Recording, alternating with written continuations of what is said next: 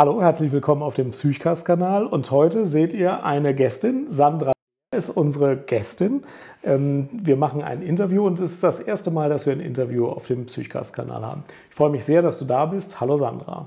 Hallo Jan, ich freue mich sehr, dass ich heute hier sprechen kann und dass wir über das Thema PSSD sprechen. Und auch für mich ist es das erste Interview. Genau. PSSD muss man nicht unbedingt kennen. Wir werden es euch aber gleich erklären, was das ist. Also insbesondere Sandra wird das erklären als Expertin. Es ist eine sexuelle Nebenwirkung von Medikamenten. Also ich will so eine Art Warnung aussprechen. Wer jetzt nichts mit sexuellen Nebenwirkungen von Medikamenten zu tun haben will, der muss dieses Video jetzt nicht schauen. Wen das vielleicht irritiert, der muss das Video auch nicht schauen. Aber wer wissen will, was das ist, wie sich das äußert, was man tun kann und was der Verein leistet, um Leuten, die betroffen sind, zu helfen, für den kann das, glaube ich, ein ganz interessantes Video sein.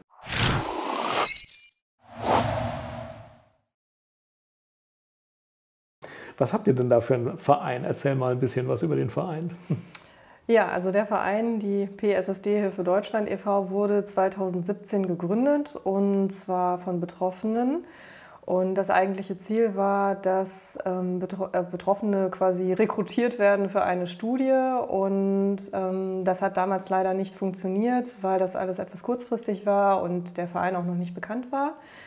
Also das Ziel ist aber das gleiche geblieben. Wir setzen uns ein dafür, dass PSSD erforscht wird. Wir unterstützen Betroffene, die sich über unsere Internetseite an uns wenden.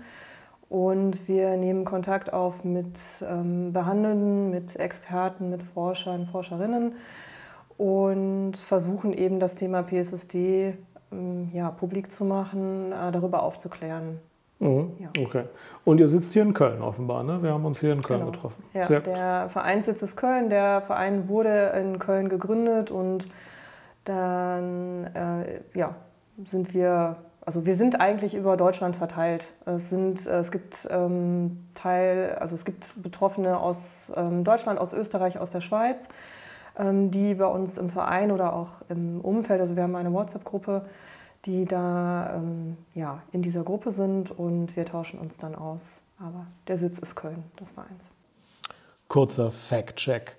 In der 13. Auflage des Benkert-Hippius wird beschrieben, was PSSD ist. Man muss wissen, es gibt ja Nebenwirkungen der SSRI, der Antidepressiva, die kurzfristig auftreten. Zum Beispiel bei Ansätzen ist Übelkeit häufig und das vergeht oft nach 2-3 Wochen. Und es gibt Nebenwirkungen, die eine Zeit lang bleiben, beispielsweise während der Einnahme. Auch hier können sexuelle Funktionsstörungen auftreten. Aber die vergehen dann auch wieder mit Absetzen des Medikamentes. Und dann gibt es aber auch die Möglichkeit, dass bestimmte Nebenwirkungen, insbesondere diese sexuellen Nebenwirkungen, wohl nach Absetzen noch bestehen bleiben. Das ist selten, es gibt das aber. Und genau das ist das PSSD, das Post-SSRI, Sexual Dysfunction Syndrom. Da sind also Nebenwirkungen noch vorhanden, wenn das Medikament schon abgesetzt ist. Und im Benkert-Hippius heißt es hier, zu SSRI und SNRI können Symptome einer sexuellen Funktionsstörung verursachen, und zwar anhaltende sexuelle Funktionsstörungen, bei denen die Symptome trotz des Absetzens von SSRI oder SNRI bestehen bleiben. Und weiter heißt es, im Juni 2019 hat die EMA die Ergänzung eines entsprechenden Warnhinweises für SSRI und SNRI beschlossen. Und dann wird noch einiges zur Pathophysiologie und Prävalenz ausgeführt, nämlich, dass das noch ein bisschen im Fluss ist. Genauer erklären wir euch das jetzt aber weiter im Video. Wir haben uns getroffen, um etwas über PSSD zu sprechen. Und das ist ein Thema, mit dem nicht viele vertraut sind. Wir werden das gleich nochmal ausführlich erzählen. Aber zunächst mal möchte ich dich bitten, dich ein bisschen kurz vorzustellen, bevor wir dann auf dieses Thema kommen. Wer bist du denn? Ja, also meinen Namen hast du ja schon gesagt. Ich bin Vorsitzende des Vereins PSSD Hilfe Deutschland e.V. und wir sind ein Verein, der sich eben einsetzt für Menschen, die von PSSD betroffen sind. PSSD ist man kann sagen, ein Medikamentenschaden oder eine Erkrankung, die nach der Einnahme von Medikamenten, und zwar Psychopharmaka, auftritt. Mhm. Und ich bin jetzt seit 2020 Vorsitzende des Vereins. Der Verein besteht seit 2017 und als Vorsitzende habe ich natürlich ein Interesse daran, das Thema publik zu machen und ja, aufzuklären und Forschung anzustoßen. Das ist eigentlich so meine Rolle.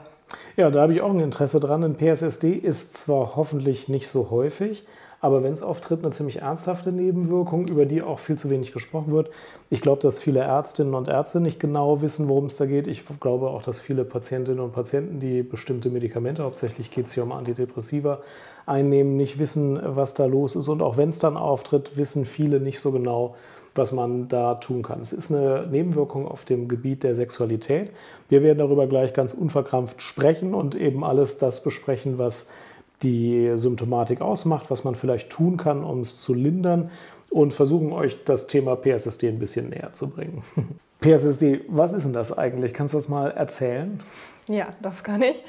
PSSD ist ein Medikamentenschaden bzw. eine Erkrankung, die durch die Einnahme von Medikamenten, und zwar Antidepressiva, ausgelöst werden kann. Und PSSD steht für Post-SSRI Sexual Dysfunction. Also erstmal für eine sexuelle Dysfunktion, allerdings ist es ein Syndrom, das heißt, es ist eine Kombination aus unterschiedlichen Symptomen und zwar nicht nur sexueller Art. Und das ist nicht so häufig, es ist jetzt nicht so, dass jeder, der diese Medikamente einnimmt, damit rechnen muss, aber es kommt schon vor. Kann man irgendwie sagen, wie häufig diese Nebenwirkung ist? Man kann es leider nicht sagen. Es gibt keine Daten dazu.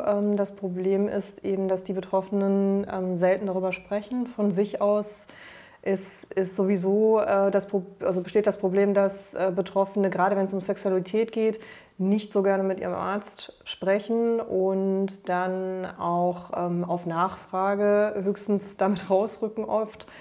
Und ja, deshalb weiß man eigentlich ganz wenig über die genauen Zahlen. Also es ist sicherlich nicht so, dass es die Mehrheit der Behandelten betrifft. Es wird davon ausgegangen, dass es eine kleine Zahl ist, aber wir wissen nicht, wie hoch die Dunkelziffer ist. Okay. Und um das mal einzuordnen, es gibt ja häufige Nebenwirkungen, die auftreten, wenn man beispielsweise SSRI einsetzt. Sehr häufig sind Übelkeit in den ersten 2-3 Wochen, das geht dann oft weg. Es gibt seltenere Nebenwirkungen und zu denen gehört, glaube ich, schon die sexuelle Dysfunktion während der Einnahme von Antidepressiva. Das sind ja meistens die Medikamente, die das auslösen. Über die wollen wir auch gleich mal sprechen, denn PSSD ist dann nochmal eine Untergruppe davon. Das ist dann, wenn diese Symptomatik bestehen bleibt, wenn das Medikament schon abgesetzt ist, dann ist es die PSSD, die Post-SSRI Sexual Dysfunction. Genau, ja. Okay. Sprechen wir deswegen zur Klarheit erstmal über die sexuelle Funktionsstörung oder die Symptomatik, die auftreten kann, während man noch die SSRI einnimmt, diese Nebenwirkung auf dem sexuellen Gebiet. Erzähl uns mal, wie sich das so äußert. Wie merken die Betroffenen das? Meistens ist es so, dass erstmal auffällt, dass die Libido stark reduziert ist. Betroffene beschreiben, dass sie überhaupt keine Lust mehr auf Sexualität empfinden. Wenn sie in einer Beziehung sind, dann kann es passieren, dass sie ganz plötzlich ihren Partner sexuell nicht mehr anziehend finden oder dass sie das sogar abstoßend finden. Das Zweite, was sehr häufig auftritt, sind Taubheitsgefühle im Genitalbereich. Das heißt, Betroffene beschreiben, dass es sich anfühlt, als ob die Verbindung zwischen ihrem Gehirn quasi und den Genitalien, zwischen dem Gehirn und dem Penis, zwischen dem Gehirn und der Vulva quasi abgeschnitten ist. Sie haben das Gefühl, dass zum Beispiel die Eichel oder andere erogene Zonen sich nicht mehr anders anfühlen als andere Körperbereiche. Da fallen dann so Sätze wie, meine Eichel ist so sensibel wie mein Ellbogen oder sowas. Und was bei Männern noch sehr, sehr häufig auftritt, das sind Erektionsstörungen. Und zwar starke Erektionsstörungen. Es gibt eine Untersuchung, eine Studie, die dann schon zeigt, dass es dann wirklich starke Erektionsstörungen sind. Ja. Das sind so die häufigsten sexuellen Symptome. Was auch auftritt, wo man aber nicht so genau weiß, wie häufig, weil es recht ungewöhnlich ist, ist der gefühllose Orgasmus.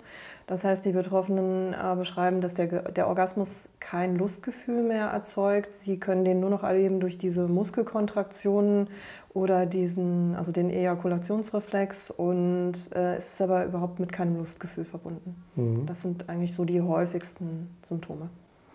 Und man hört manchmal auch von einem sehr verzögerten Orgasmus oder auch einer aufgehobenen Orgasmusfähigkeit, dass man gar nicht mehr zum Orgasmus kommt, weil die Taubheit so ausgeprägt ist. Genau, da ist man nicht so ganz sicher, liegt es jetzt an der Taubheit oder was ist da eigentlich das Problem?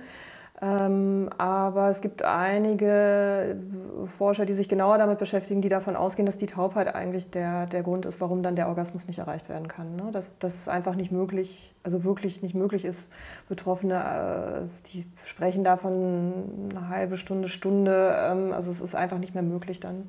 Das ist sehr stark verzögert. Und was vielleicht noch auffällig bei einigen ist, dass sie sagen, wenn sie dann eine Erektion haben, fühlt es sich ja irgendwo künstlich oder roboterhaft an, weil sie ja nichts empfinden. Also Sexualität ist dann rein technisch betrachtet, ist Geschlechtsverkehr möglich, aber es ist halt quasi Gefühl, also völlig befreit von irgendwelchen angenehmen Gefühlen.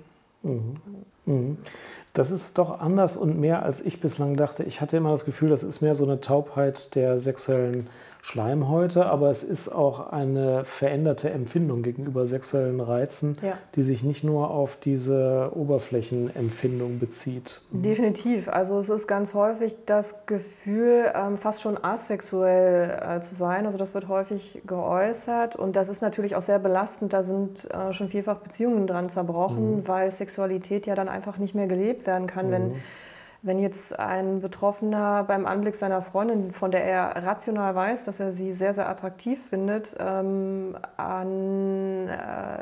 nicht, wenn das nicht mehr sexuell für ihn irgendwie anregend ist, das führt fast immer zu Konflikten, zu Schwierigkeiten dann in der Beziehung. Und es ist tatsächlich so, dass die Menschen, manchmal wird auch geäußert, dass sie sich fühlen wie ein anderer Mensch, weil einfach diese sexuelle Ebene wie ausradiert ist. Das ist nicht bei jedem so stark, aber doch bei vielen. Also es ist mehr als, ich sag mal, nur der Sensibilitätsverlust. Es grenzt eigentlich an eine Art erworbene Asexualität oder zumindest eine starke Veränderung der sexuellen Wahrnehmung, auch visueller Reize, vor allen Dingen visueller Reize. Gerade Männer schildern das häufig. Und gibt es noch weitere körperliche Symptome? Körperliche Symptome sind jetzt vor allen Dingen bei Männern auch, sag ich mal, auffällig. Da wird immer wieder beschrieben, dass es Veränderungen in der Konsistenz und auch der Menge des Spermas gibt. Das Sperma wird als flüssiger beschrieben, die Menge reduziert oder als reduziert beschrieben. Und es gibt eine ganz interessante Untersuchung, die gezeigt hat, dass die betroffenen Männer, dass da Gewebeveränderungen im Schwellkörper bei der absoluten Mehrheit, ich glaube es waren etwa 80%, feststellbar waren. Und das wird auch immer wieder beschrieben, dass die Betroffenen sagen, das sieht irgendwie anders aus, fühlt sich anders an, aber sie können das nicht genau fassen, was es genau ist. Also das ist eine Sache, die häufiger beschrieben wird. Ja. Und gibt es noch weitere Wahrnehmungsstörungen oder Wahrnehmungsveränderungen, die beschrieben werden? Also die emotionale, ich sag mal, Abgestumpftheit ist eigentlich also es fühlt sich an wie abgestumpft. Das ist eins der häufigsten nicht sexuellen Symptome. Ansonsten wird immer wieder dieses Gefühl, aber das ist auch eng verknüpft, das Gefühl benannt, dass man den Eindruck hat, man nimmt die Welt durch eine Glasscheibe wahr. Also da ist quasi gar kein Zugang mehr zu dem, was das Leben so spannend macht. Die Freude über Kleinigkeiten, aber auch traurige Gefühle. Also Manche Betroffene nennen dann wirklich den Begriff Zombie und sagen, sie fühlen sich wie ein Zombie und sie fühlen sich auch definitiv anders, als sie sich vorher gefühlt haben, vor der Einnahme des Medikaments.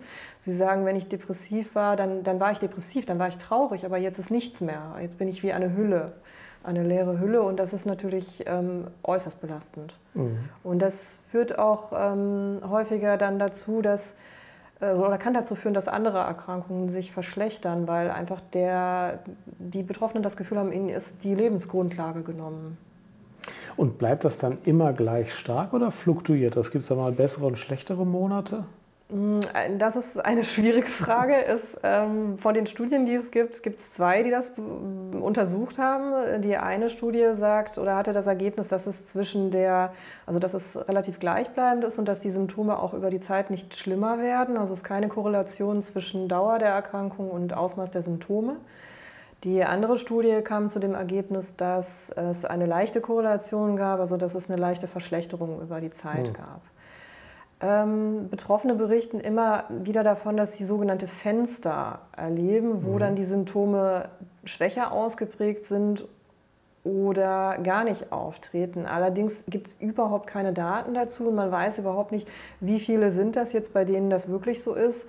Denn es gibt auch viele, bei denen das wirklich gleichbleibend ist.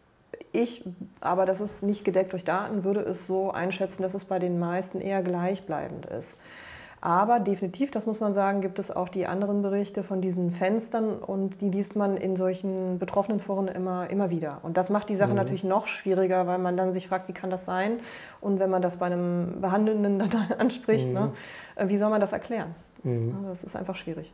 Und gibt es auch Betroffene, die sagen, ich hatte das mal, aber jetzt ist das weg? Selten, aber es gibt immer wieder Fälle, wo es heißt, der oder die ist geheilt. Aber meiner Erfahrung nach ist es selten und vor allen Dingen ist es auch in der Regel so, man kennt die Menschen ja nicht persönlich, die tauchen in irgendeinem Forum auf, die registrieren sich da und dann heißt es irgendwann, ich bin jetzt geheilt. Und ich kann jetzt sagen, aus dem Vereinsumfeld kenne ich persönlich niemanden oder vielleicht ein oder zwei, die sagen würden, das ist wieder weggegangen. Und die aber auch nicht sagen können, was jetzt eigentlich der Grund war. Die dann einfach gesagt haben, über Jahre ist es irgendwann besser geworden und dann war es weg. Okay. Aber die meisten, muss man leider sagen, bei denen geht das nicht mehr weg. Und gibt es irgendwelche Erklärungen, woran das liegt? Gibt es physiologische Erklärungen? Wie weit ist man da bislang gekommen? Also generell gibt es wenig Forschungsarbeiten zu PSSD, weil das wenig bekannt ist. Lange ging man eigentlich davon aus, dass es eine Desensibilisierung der Serotoninrezeptoren ist oder sein könnte.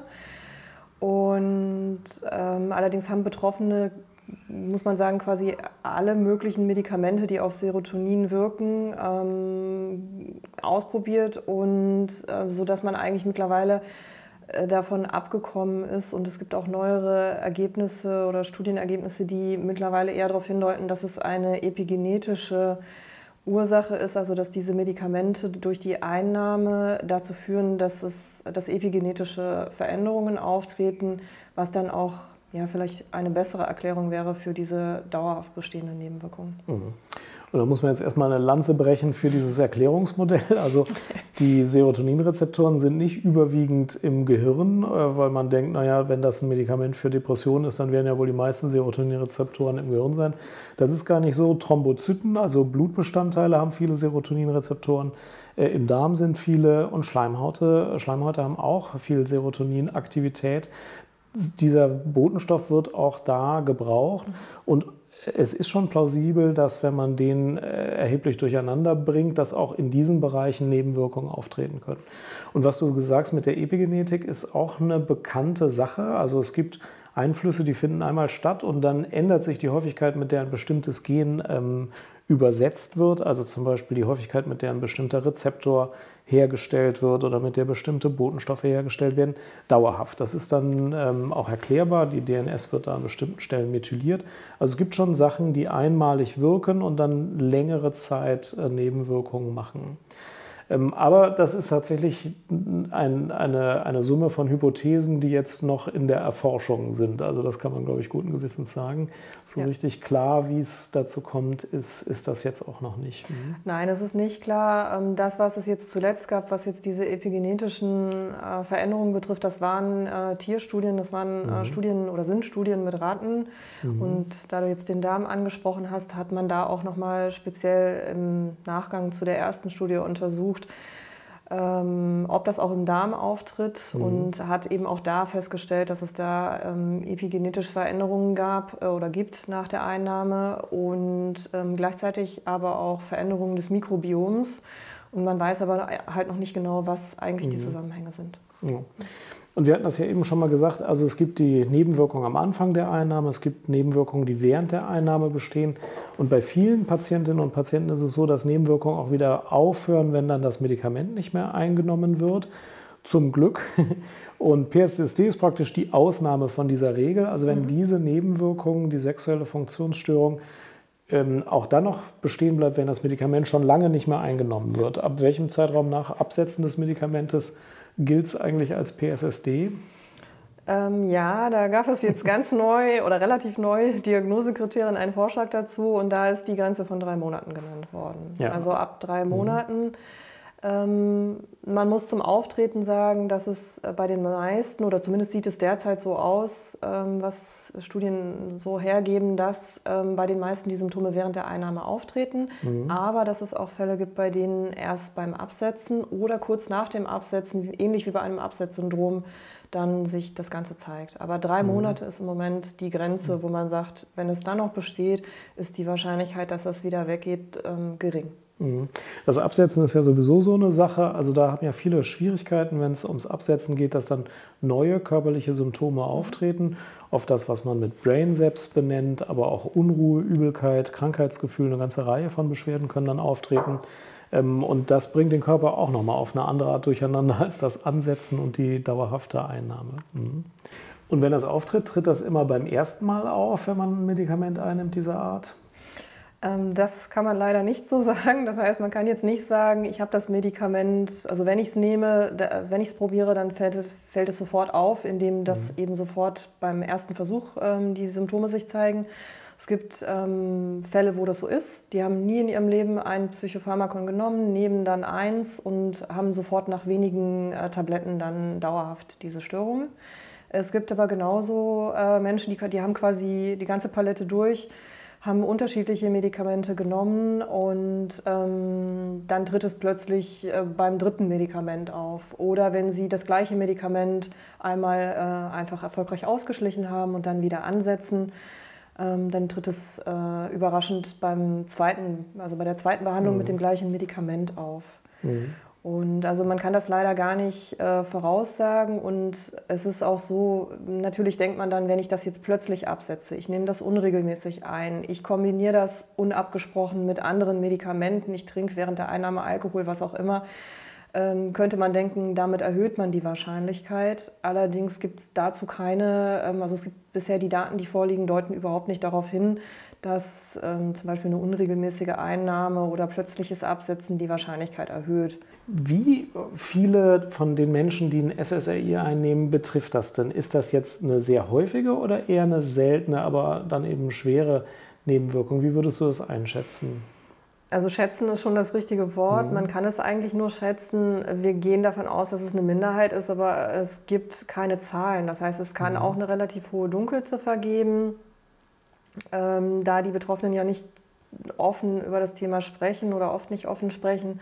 Man weiß es nicht. Es ist sicherlich nicht die Mehrheit, ich glaube, das kann man sagen, aber es gibt keine Zahlen. Also das müsste einfach durch eine genaue Erfassung der Nebenwirkungen und auch eine Meldung dieser Nebenwirkungen müsste das systematisch erfasst werden, um irgendwann einigermaßen belastbare Zahlen zu haben. Ja.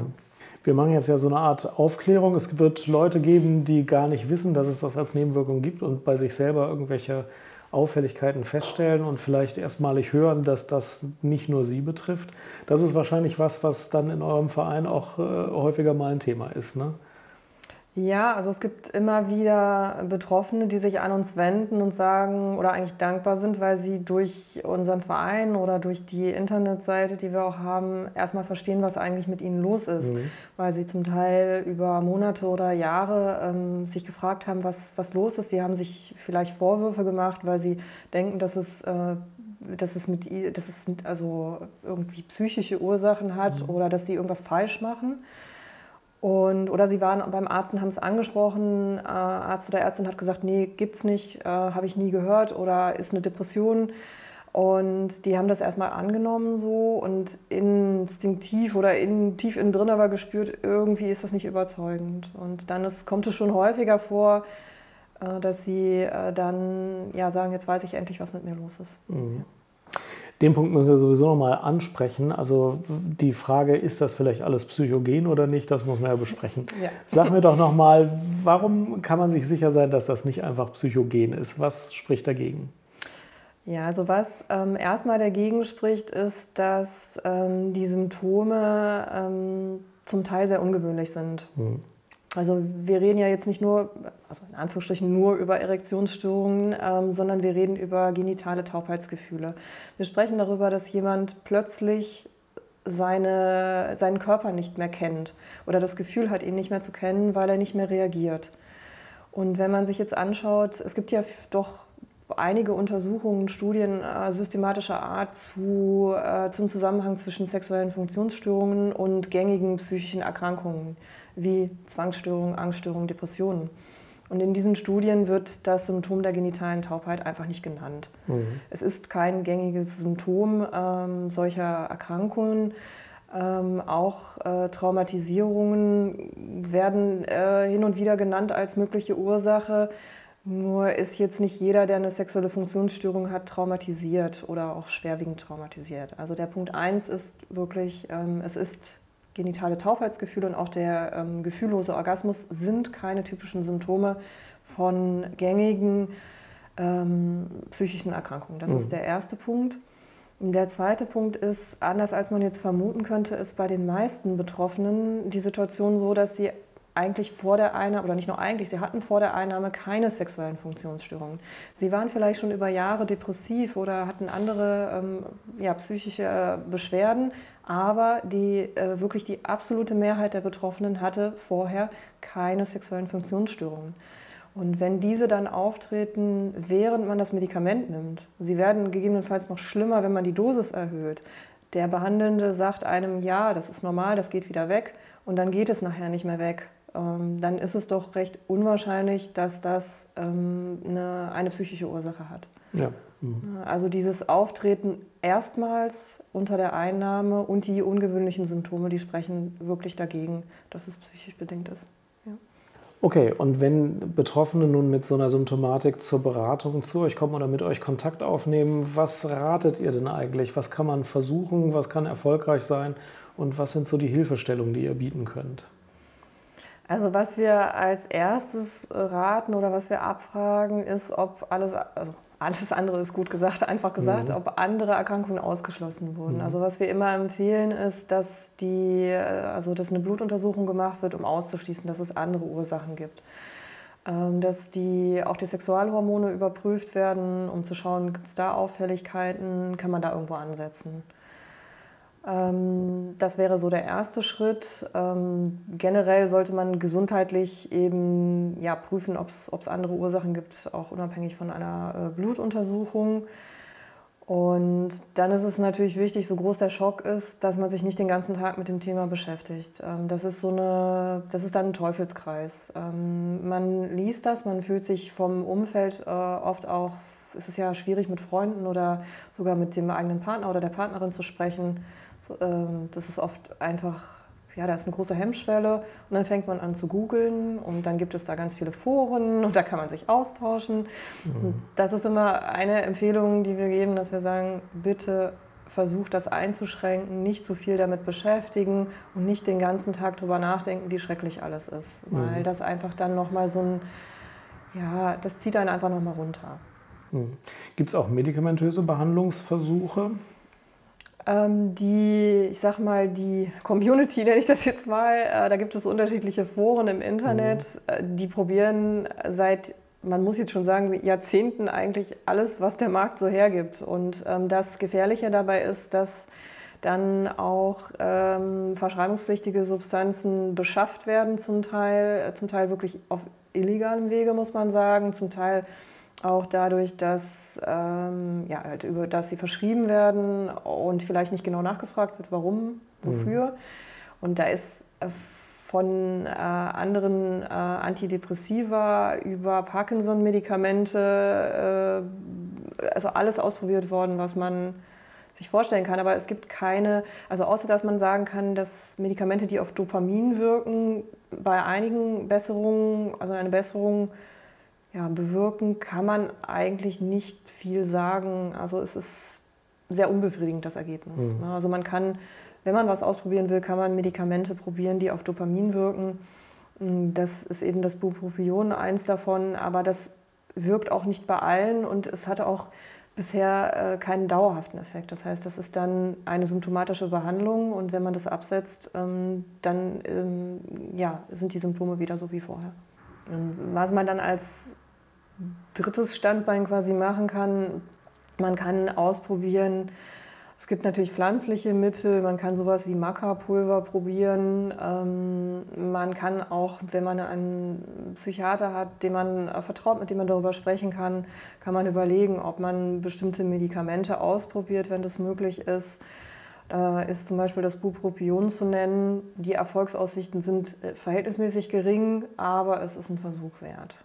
Also das sind Dinge, die man versuchen kann. Es gibt einige Aminosäuren, die man einnehmen kann. L-Arginin, das sind hauptsächlich solche Substanzen, die man auch aus der, ich sag mal, Männergesundheit kennt. Und sowas kann man probieren, sowohl die Männer als auch die Frauen. Okay. Und man kann natürlich eure Webseite besuchen und mit euch Kontakt aufnehmen. Ja. Wie lautet denn die Adresse der Webseite? Die sagenhafte Adresse lautet www.pssd-hilfe.de.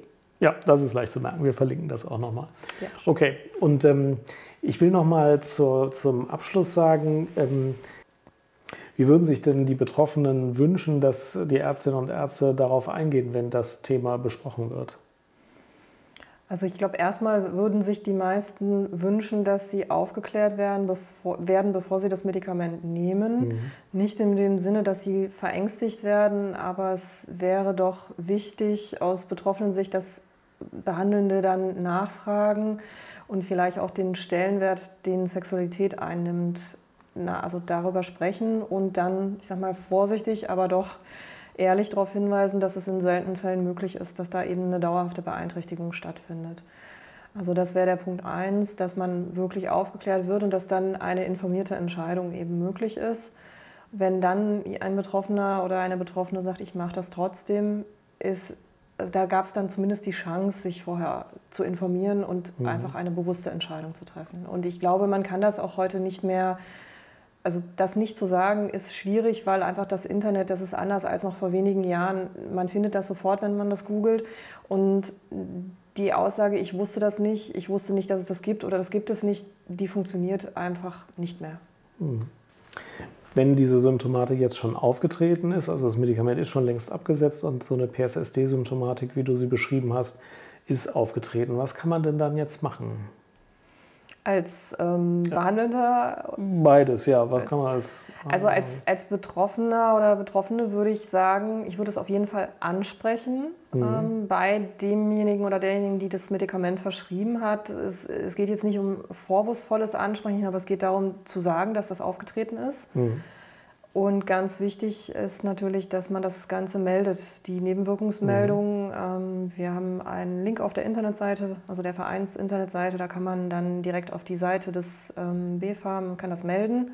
Also diese Nebenwirkungsmeldung ist meines Erachtens sehr, sehr wichtig. Und jetzt von behandelnden Seite natürlich auch. Das ist ja für beide Seiten möglich, das zu melden. Und wichtig würde ich jetzt von der Seite der Behandelnden es finden, dass nachgefragt wird. Also dass einfach ein offenes und ehrliches Gespräch möglich ist, dass es nicht sofort abgetan wird als, ja, habe ich gehört und jetzt brauchen wir nicht weiter, ne, hören Sie bloß auf.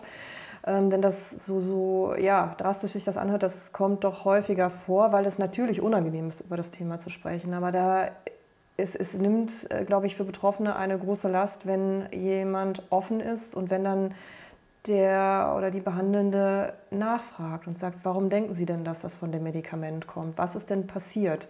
Welche Symptome sind das? Wie wirkt sich das aus? Denn das ist eine Last für die Betroffenen und die Möglichkeit, das zu thematisieren, ohne dass das natürlich dadurch heilbar ist. Aber diese Möglichkeit ist doch eine Entlastung und es ist meines Erachtens sehr wichtig, zu wissen, ich kann das thematisieren und ich werde ernst genommen. Und vor allem auch zu wissen, ich bin nicht der Einzige, der das jetzt erlebt, sondern das kann es einfach geben und ich habe das jetzt. Das macht schon einen großen Unterschied zu, ich weiß gar nicht, ob das hier alles real ist, was ich hier wahrnehme oder nicht. Ja, und das kommt, dass also das tritt auf, dass die Betroffenen wirklich denken, sie denken, sie werden irgendwie, ich sag mal, verrückt, um dieses Wort mal zu verwenden, weil sie denken, ich spüre doch, da ist eine Veränderung, aber es glaubt keiner und das ist einfach dann nochmal sehr schwer, damit umzugehen dann. Wo kann man sich denn weitergehend informieren? Was gibt es für gute Informationsquellen? Natürlich zuallererst die Internetseite unseres Vereins. Ich würde sagen, dass da viele Informationen sind, die auch nicht nur für Betroffene, sondern auch für Behandelnde interessant sind. Es sind auch viele Artikel verlinkt, die weitere Informationen geben. Die bestehenden zu PSSD, also die schon veröffentlicht wurden, die sind dort alle verlinkt. Und du hast jetzt auch gerade eine neue Fortbildung selber veröffentlicht, ne? Ja, eine Fortbildung ist es nicht. Es ist ein Artikel, der im Fortbildungstelegramm Pharmazie veröffentlicht wird. Und für die man auch als Behandelnder eben Fortbildungspunkte bekommen kann. Da gehört ein Fragebogen dazu. Und in dem Artikel geht es eben um die Grundlagen, um die Fragen, die ich jetzt sagen würde, entscheidend sind. Was ist PSSD? Wie ist der Verlauf? Welche Symptome treten auf? Welche Erklärungsansätze gibt es etc.? Und der Titel des Artikels, jetzt muss ich da gerade mal draufschielen, heißt Post-SSRI Sexual Dysfunction, Definition, Symptome, Praxisimplikationen. Sehr gut, der wird kostenlos zugänglich sein. Sobald der online ist, verlinken wir den. Ja, der erscheint jetzt im April eben. Gut. Ich finde, es gibt da so eine Parallele zwischen dem Absetzsyndrom von SSRI und dem PSSD-Syndrom. Ich glaube, das Absetzsyndrom ist relativ häufig, wenn man SSRI einnimmt, vor allem Venlafaxin fällt da auf und das Zeug dann absetzt, dann haben viele Menschen 2-3 Wochen lang erhebliche Beschwerden, also so grippeartige Gefühle, Brainsaps und so. Und viele Ärzte und auch deswegen viele Patienten wussten das am Anfang nicht und die waren dann immer ganz irritiert. Inzwischen hat sich das so rumgesprochen, weil die Betroffenen berichten, weil es Foren gibt, in denen das besprochen wird. Und inzwischen wissen es auch die Ärzte, klären darüber auf. Man setzt jetzt auch langsamer ab, als man es früher gemacht hat. Und das hat sich so ein bisschen ans Licht der Öffentlichkeit bewegt, die Absetzsyndrome, was gut ist, ne? Dann kann man damit besser umgehen. Ich glaube, PSSD ist seltener. Es gibt das aber unzweifelhaft auch. Es gibt Betroffene, die das schlicht und ergreifend haben.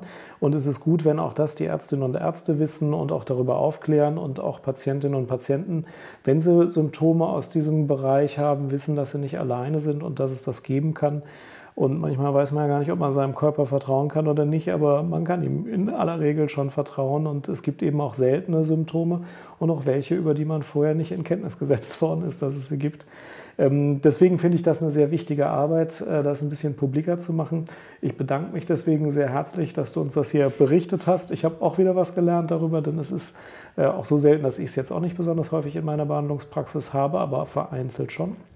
Und deswegen freue ich mich sehr, dass du es uns erzählt hast. Vielen Dank für das Gespräch. Ja, vielen Dank. Ich freue mich, dass ich die Möglichkeit hatte, in dem Podcast oder auch als Videoformat jetzt darüber zu sprechen. Ich bin gespannt auf die Rückmeldungen. Und ja, vielen Dank.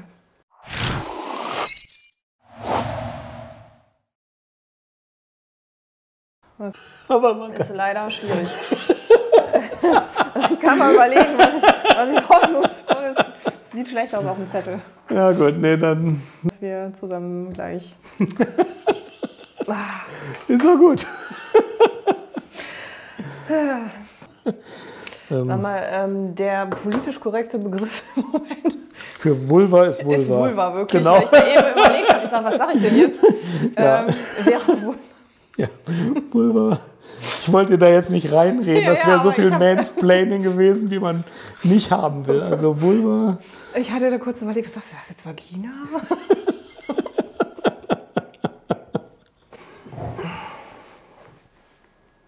Ich brauche eine zweite Kamera. Ich trinke mal gerade ein Stück Wasser. Sandra, was für Symptome... Nee, das ist auch so ein Soll schwieriger ich Satz. jetzt, Ja.